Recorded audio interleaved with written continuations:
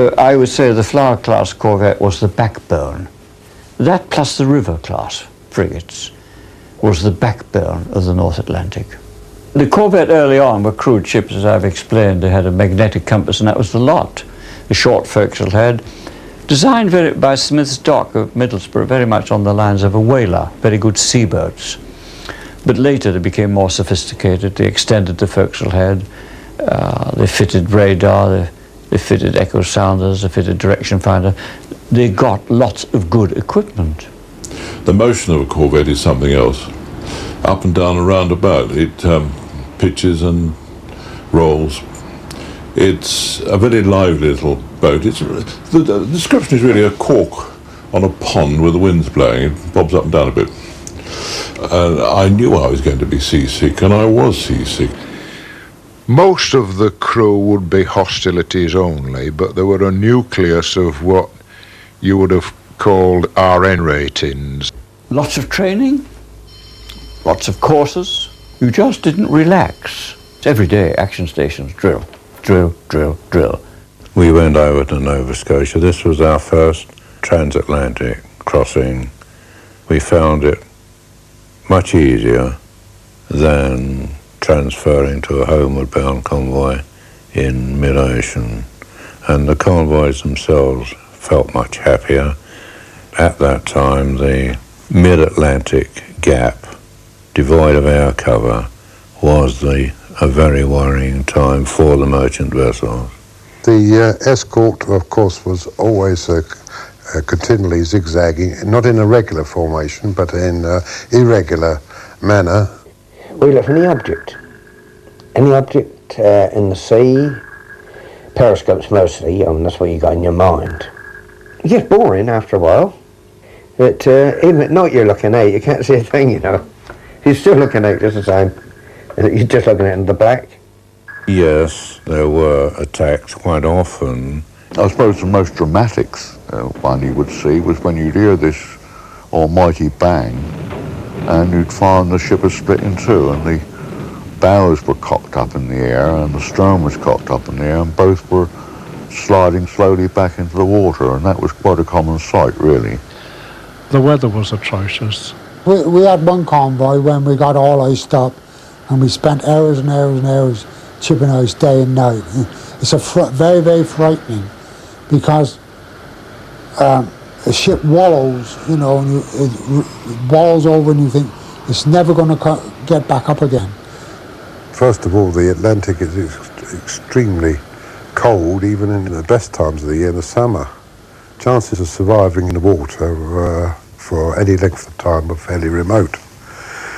The other terrible hazard was, of course, if a tanker was hit and oil was expelled out onto the surface of the sea, then anybody who survived usually had taken in oil into their mouth, their stomach, were covered in oil. Many of them didn't survive through that. The number of ships were going down, and all around, for as far as you could see, there were little red lights and voices calling out, "Here I am, here I am." But you could do little, you couldn't put them up, you couldn't stop. The Corvette boys had a great respect for the men of the Merchant Navy, and likewise the Merchant Navy had for us, because they used to say, "We don't know how you fellas live aboard them things, because sometimes we see a bit of a funnel, and then we don't see anything for a while, then we see a bit more funnel." So the food wasn't all that great, and of course, because they used to toss about a lot, the amount of food you could put up was rather limited. In other words, it was usually what we call a pot mess, where everything you had was just stuck in this big pot, hung up on a hook in the mess, and then you just went up with a mug and dug that in and had that. It was called Kai, block chocolate, pure cocoa. They always used to say if they could make it so as the spoon would stand up in it, that was okay for drinking. But it made super stuff that stuck to the lining of your stomach. I think you really needed that. The mess decks were very, very difficult. Accommodation was very, very limited. The ship's company slept on mess top tables, locker top tables, the deck. In fact, they slept anywhere which was reasonably dry.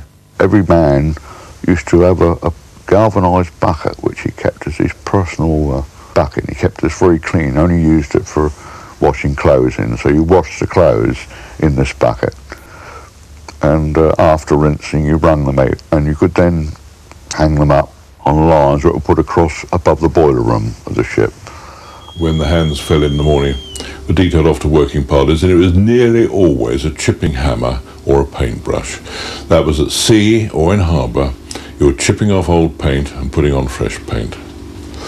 We used to love it when we went out on exercises and dropped depth charges around the coast of Derry, because before we started, the captain used to say, right, put one of the ship's boats out, and they used to go and pick all the fish up, because it used to stun the fish, and they'd all float up to the top.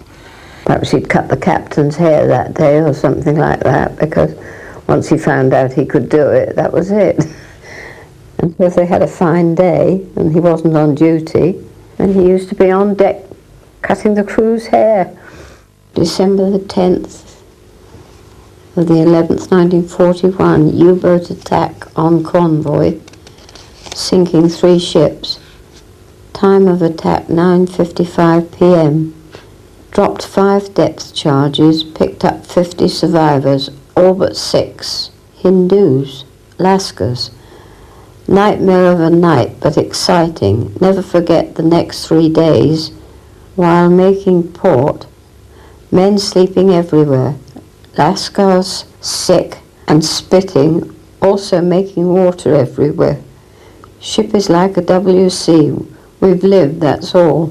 One can only remember the tedious running backwards and forwards across the Atlantic, and the weather, particularly the gales, the movement of the boat, the exhaustion of working 4 hours on and 4 hours off without getting a continuous night's sleep, and the relief of eventually hitting port to go to sleep and recuperate.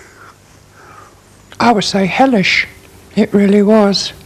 You lived from day to day wondering just what was happening. I wouldn't want to go through it again. I wouldn't want to see anybody have to go through that again.